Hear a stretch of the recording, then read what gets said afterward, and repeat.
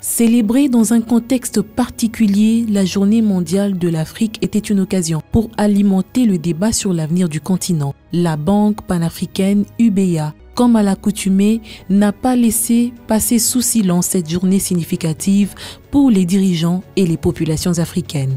Le chairman a initié une conférence vidéo autour du thème « La croissance, l'emploi, le développement durable dans un contexte des pandémies mondiales ».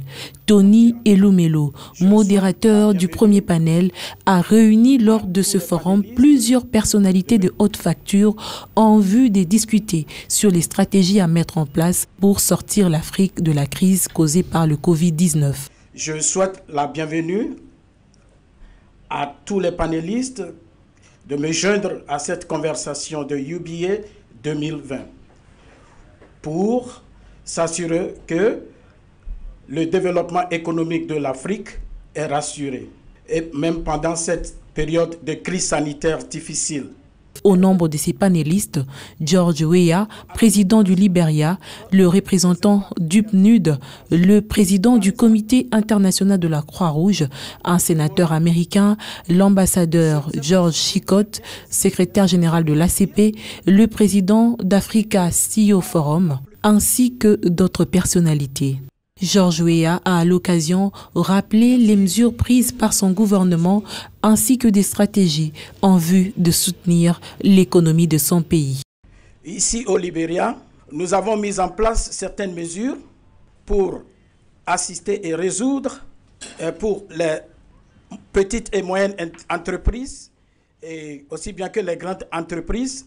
Et par addition, nous avons aussi fait appel aux banques commerciales de porter aide.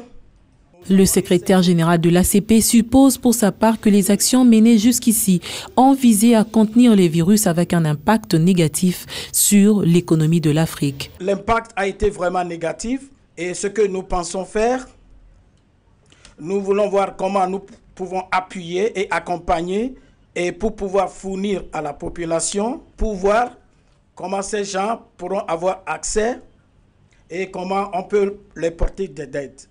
Les autres panélistes, entre autres, le président du CICR et le président d'Africa CEO Forum, pensent que la priorité des États devrait être la bonne gouvernance. Il faut rappeler que le CEO de la banque United Bank of Africa est venu en appui aux pays africains en disponibilisant 14 millions de dollars américains, dont 4,5 millions pour les pays dans lesquels elle est présente. Il était donc opportun pour cette banque de réfléchir sur l'avenir du continent dans un contexte de pandémie mondiale.